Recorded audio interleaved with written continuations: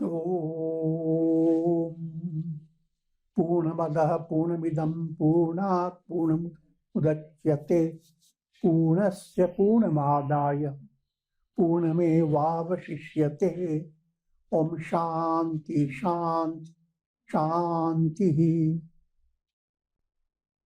Om Brahmanandam Param Sukhadam Kevalam Jnana Murtim Dvandvatītam Gagana Sadrisham Tatvamasyādi Ekam Nityam Vimalamachalam Sarvadhi Sakshi Bhutam Bhavatītam Triguna-rahitam Sadgurum Tam Namam. Om.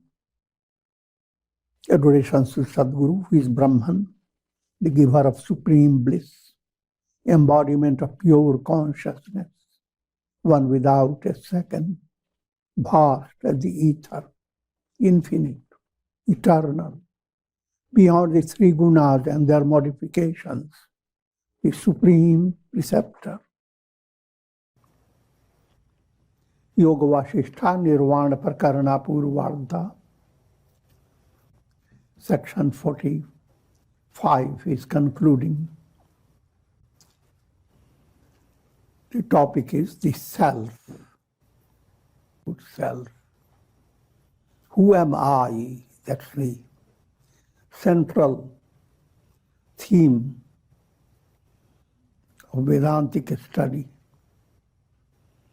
When I is fully revealed, that's the liberation. When your I has become trapped in a realm of illusion, you say, how can the I be trapped? Every day you experience it. In dream, your I gets trapped. You become a different personality with different problems, within a different set of near and dear ones. You can even become a bird flying in your dream. So, where is your self? So whatever you think of yourself is as distant as your dream experience. You need to wake up from your dream. So there is a big distance between ego self and the real self. And bridging this distance, speaking allegorically, is your sadhana for attaining enlightenment. The self is within and without. So thinking of the self has two aspects. Who am I? You start first looking at your body, but the deeper reality in your body is the vital forces, pranas. The deeper reality within the pranas is mind, and mind set. Deeper reality is unconscious, subconscious, and when unconscious cleaned up of all its impressions, is nothing but pure consciousness. So, looking inwardly, you lead to a profound understanding. I am neither body nor mind, immortal self am I. Looking externally, all objects of the world have 5 ingredients: asti, bhati, priya, name and form. Asti, bhati, priya is same as existence, consciousness, and bliss. That's instinctive reality in every individual. Birds, animals, human beings, all work with asti, bhati, and priya. Asti means existence. You are constantly trying to exist. Bhati, you are not existing in a passive way. You want to shine.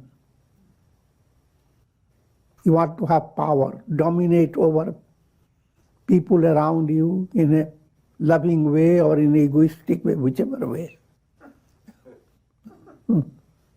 But you need to interact with people. And we need to shine. And Priya, you need to fulfill what is cherished desire in your heart. Birds, beasts, fishes, they are all eager to have their cherished desire fulfilled. But behind all these, the source is that in reality, every soul is Sat-Chit Ananda. Souls are like reflected suns. The real soul is the sun. But countless souls, they are countless jivas in different bodies. And each jiva, no matter how a reflected sun may be very small, very limited, nevertheless, it has three instincts: exist, shine, and experience a sense of fulfillment, joyousness. Sat-Chit Ananda being veiled by name and form. Names and forms are mental projections. Conditioned mind has created the illusion of name and form. You buy a house, it has a form before you. Then you give a name to it. Name exists in your mind, a concept. Form is as if external. So, Sat-Chit Ananda are dominated by the illusions of names and forms. They result countless jivas evolving through the world process. Every jiva is that absolute self. It is the power of the self that manifests in the form of the lake of the world process. Conditioned by time, with karmas as the crocodiles, passage of time as the waves, living beings as the bees that hum on the lotuses that bloom in the form of the sun, moon, and stars. It's a highly allegorical description. Pure consciousness, Brahman, is like a lake. All the world experience is like reflections in consciousness. Reflections are conditioned by time, space, and causation. So reflections have their crocodiles, and they are always shifting, transient. And behind those reflections, the highlights are sun, moon, and stars. They all reflect within the lake. Thus, though one without a second, this self is imagined by the ignorant in different ways. It's the same self, but every mind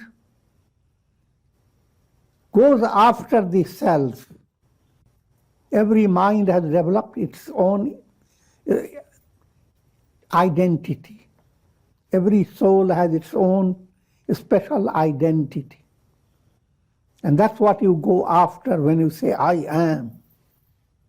But the real I am is far from it. The I am in a pot of water is a reflected sun. The real sun is the real sun, not reflected. In fact, it is neither one nor more than one. Now that absolute self, if you describe it one, that always implies there are many, and you are distinguishing one from many. In other words, you cannot use any mathematical precision, because what you consider mathematical precision through your mind is limited, is not real precision. It's created by your mind. In your dream, you passed a mathematics examination. You did everything with great precision. Wake up, what happened to all your precision? And where are your examination papers?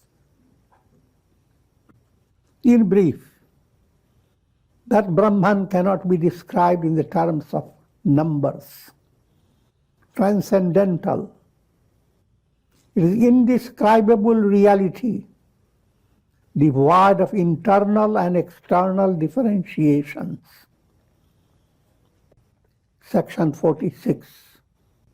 Brahman compared to a painting in a rock. In so many ways, the Yoga Vasishtha is allowing your mind to practice vichar. And the central feature of vichar is inquiry into who am I. And it is a blend of affirmation, intellectualization, and profound meditation. All that go together in the practice of vichar. Now, there is a great rock, soft because it is the basis of love.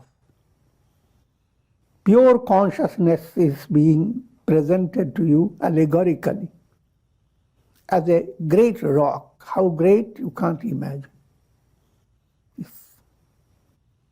But don't make your mind feel that it is all stony. It's soft. It's a mass of softness. Because it is of the nature of absolute love. Self-effulgent. The sun doesn't need to reveal itself by any light. You don't take a flashlight to see the sun. Sun is self-effulgent. In the same manner, the essential nature is self-effulgent. When you wake up from your dream, you know that you are awake. You don't ask anybody, am I dreaming or am I awake? It is self-effulgent reality. But that's a simple illustration. The source of joy, infinite, impervious, and immutable. All these points are meant to allow your mind to meditate.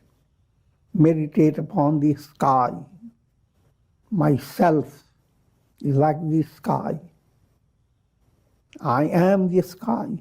If you are the sky, all things that happen in the world are like clouds. Is the sky upset by clouds? no matter what type of news they bring and break it across the firmament. No. The sky is just untouched.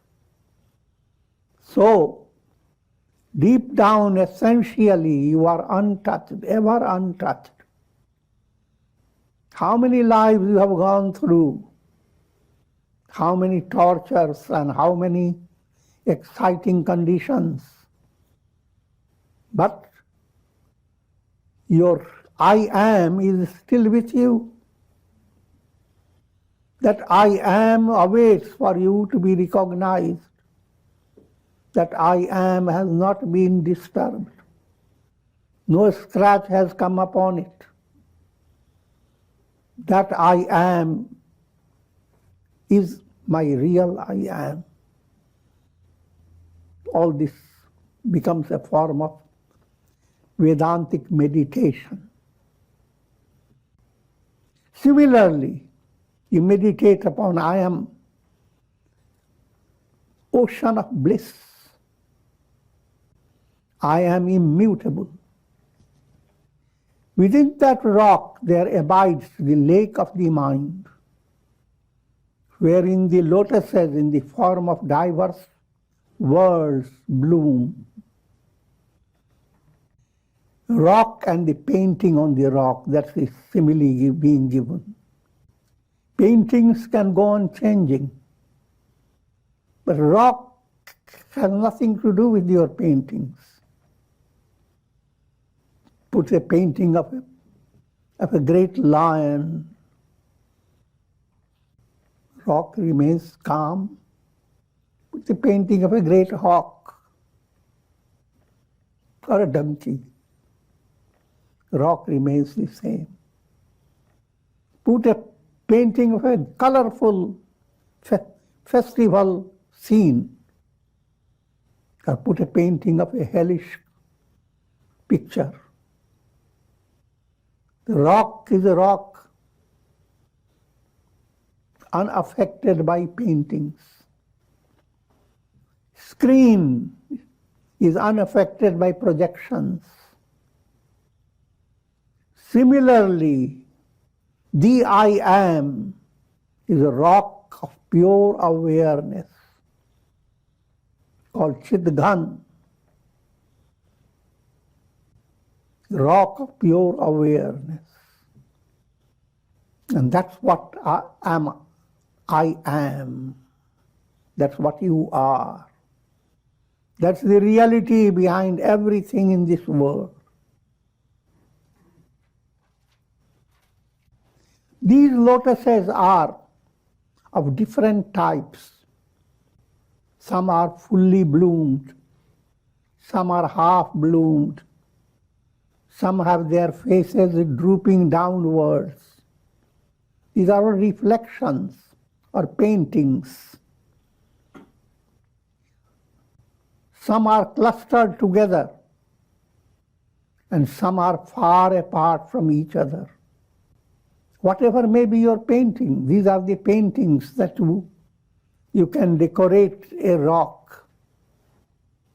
But rock is unaffected by your painting and whatever you are bringing out through your paintings. That rock is your consciousness. Your consciousness means the absolute consciousness. Brahman is a mass of indivisible consciousness. Term indivisible. The sun cannot be split up. Truth cannot be split up. Pure consciousness cannot be divided or cut up into pieces.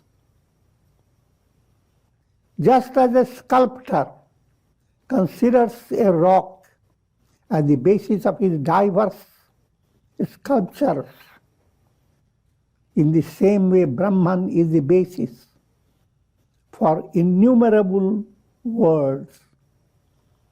These worlds are mental in nature. Maneva Manushyanam, they are all mental projections. And therefore, their existence in the rock does not bring about any differentiation in the material of the rock. So all this is projected on the screen of your consciousness.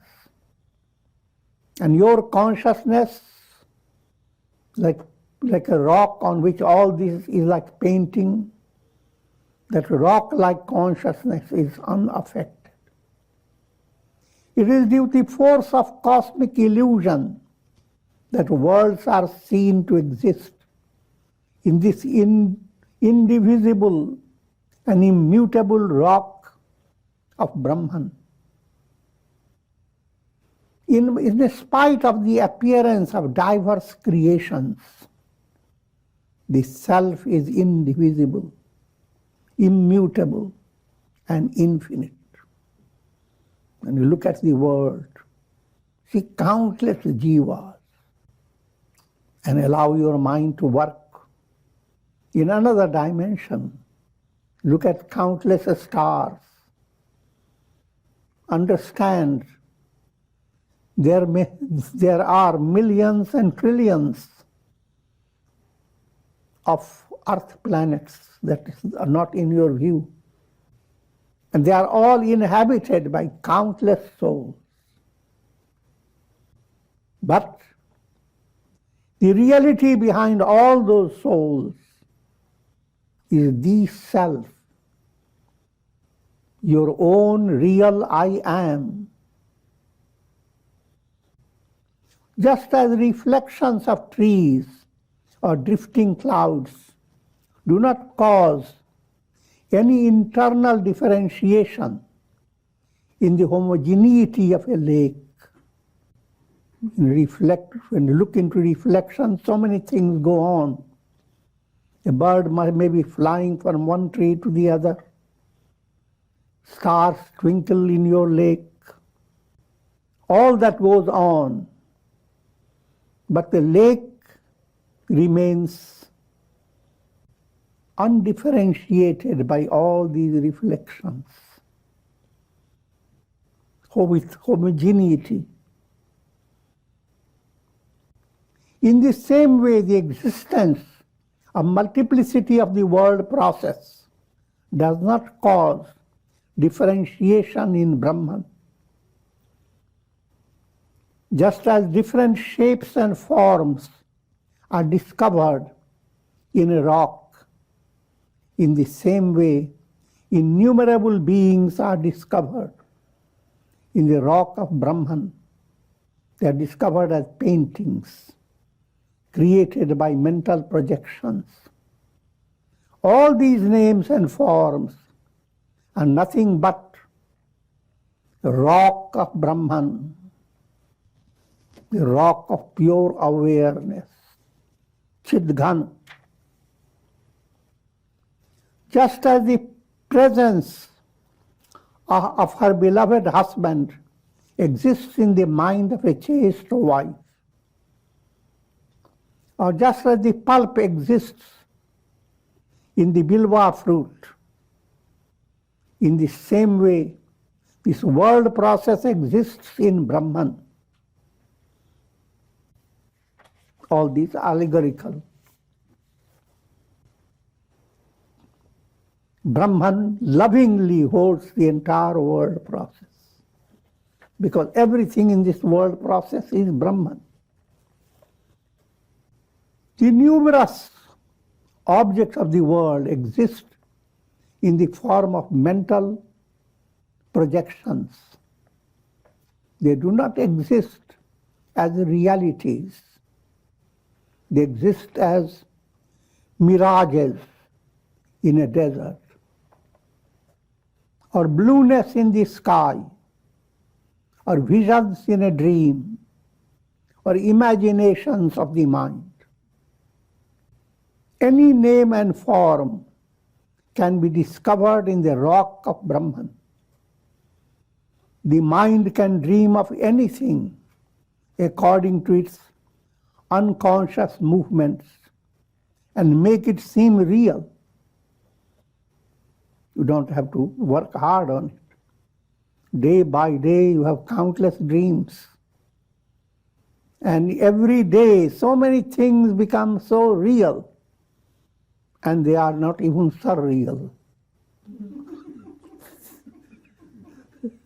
They're absolute illusions.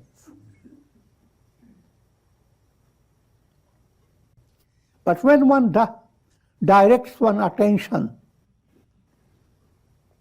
directs one's intuitive vision towards the objects of the world, they disappear.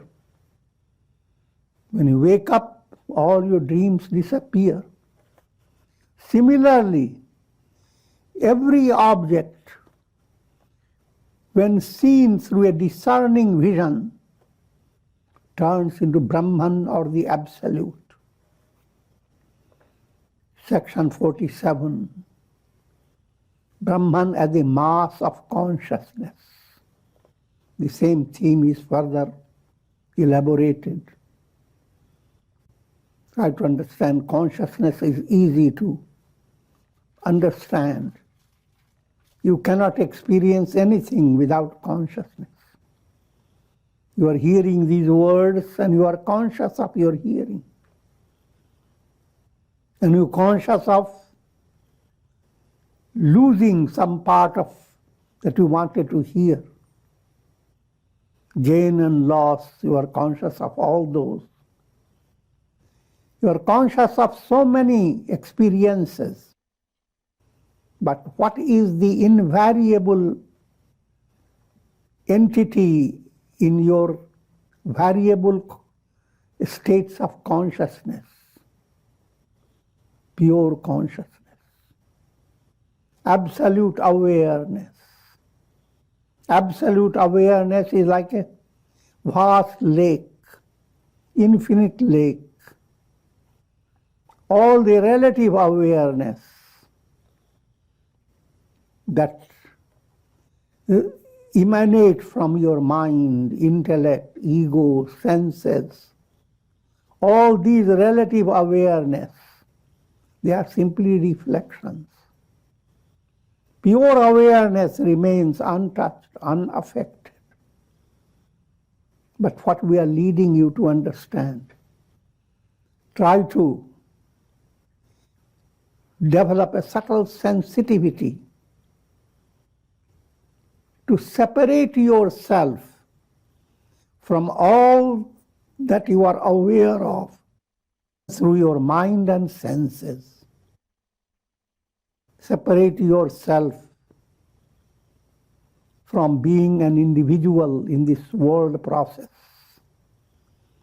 caught in a particular predicament, your near and dear ones, your family, your past, present, and future. All this and your limited personality, they are simply illusions. I am none of this. I am pure awareness. Every little awareness is pointing the finger to pure awareness. And that has to be promoted. Though non-dual, this pure consciousness appears as the world of multiplicity. Though ever unagitated, it assumes the role of the individual soul, caught in the world of agitations. Without agitation, you must understand everyone is in a world of agitation. Nothing stays the same. Everything passes on. But all that happens, all that is experienced through time, space, consciousness, all this is illusion. Underlying this illusion, there is pure consciousness. Aham Brahmasmi. Aham Brahmasmi is the mantra guiding the soul to the revelation of pure consciousness. This consciousness is like the philosopher's stone, which can grant any desire of an individual. First, to understand, every desire that is fulfilled is in the realm of reflection or in the realm of paintings. So, but all your desires, because whatever you are fulfilled in the realm of projection, that's called bhava pratyaya. Whatever you are experiencing when the cinema shows goes on is the projections on the screen. So there is a difference between the screen and projections on the screen. Screen is pratyaya bhav, where projections are transcended, where projections don't exist. Absence of projections, that is screen. Pure consciousness is the absence of mental thought waves. But relative consciousness is bhava pratyaya, presence of projection. It's a subtle point that aspirants need to go on understanding. The difference between experiences in a dream and then a state of awakening. Difference between experiences in a cinema show and when the show is over, there's nothing but the screen. Difference between mind gripped by ignorance. The entire world process becomes reality because of ignorance. When ignorance is removed, there's nothing but the absolute self, Brahman. The world exists as a dewdrop in the vast expansion of pure consciousness. Think of the world, how big it is. But from an advanced point of view, no matter the entire Earth planet and millions of years behind it, is nothing but a little dewdrop, a dust particle in the vastness of the cosmos. But that's allegorical way of describing. Even all those, that description is in a different level. Consciousness, pure consciousness is beyond description. How many dreams will come out of your soul, you cannot imagine. How many experiences of world systems you may have. You put millions of them together and mathematically compare with pure consciousness. All that you have put together is just a drop. Even drop is just a void. Unreality, no matter how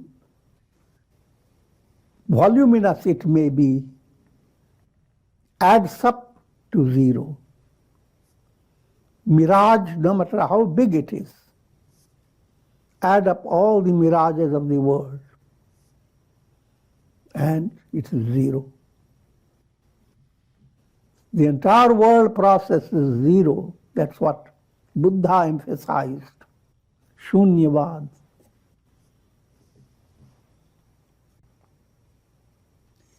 The consciousness that underlies the mind of an individual creates and dissolves the world process. Such as the sun continues to create day and night. Just as waves, ripples, whirlpools, and the undercurrents are mere sportive manifestations of the ocean. In the same way, this world is merely a sportive manifestation of pure consciousness. Now you are giving a little spicing in your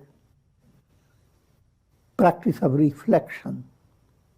The spicing is,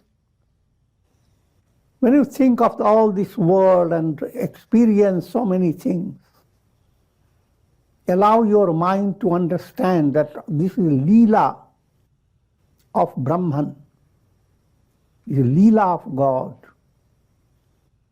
Leela means a sportive manifestation.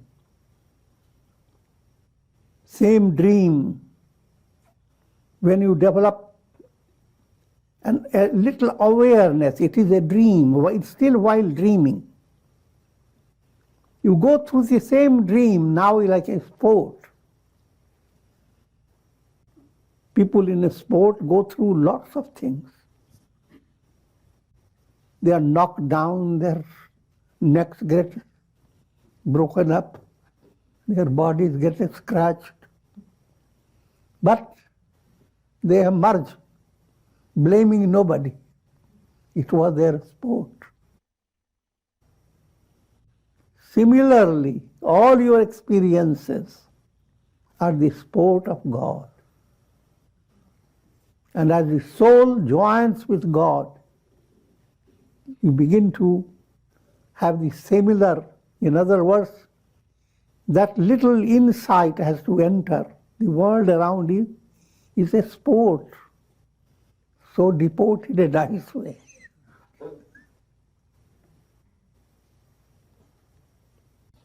It's not a dangerous sport.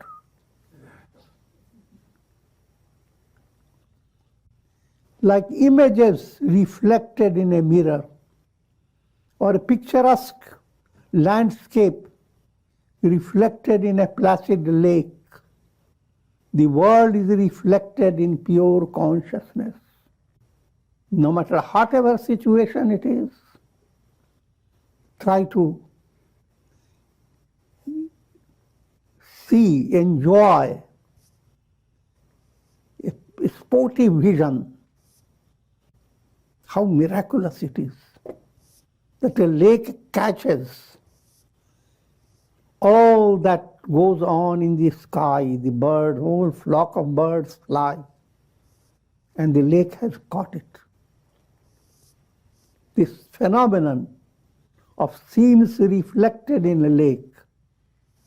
Similarly, your lake is pure consciousness.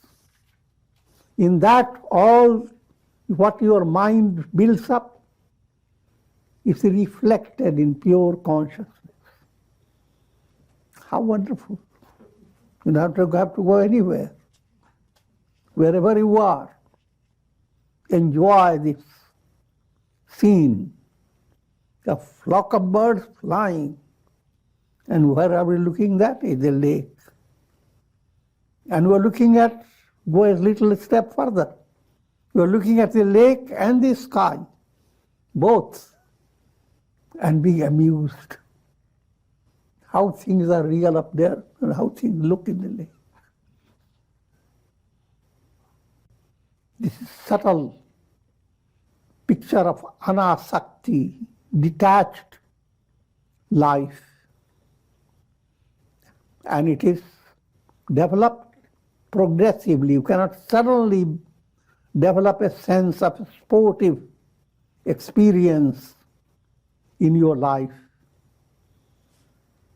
But gradually you can allow that vision to grow. like images reflected in a mirror, or like a picturesque landscape reflected in a placid lake.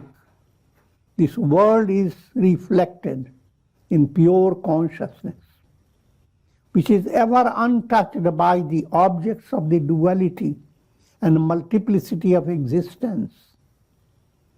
A mirage is taken to be a placid lake by deer that have wandered too far from the forest. In the same way, this world is experienced as a reality by those souls who have wandered away from their essential nature due to ignorance. You don't go wander, understand how do you distance yourself from yourself through the illusion created by your own mind. The simple illustration, your dream. And little more thoughtful illustration, think of how your thoughts take you from one condition to another in the fragment of a moment. And with this I conclude. Om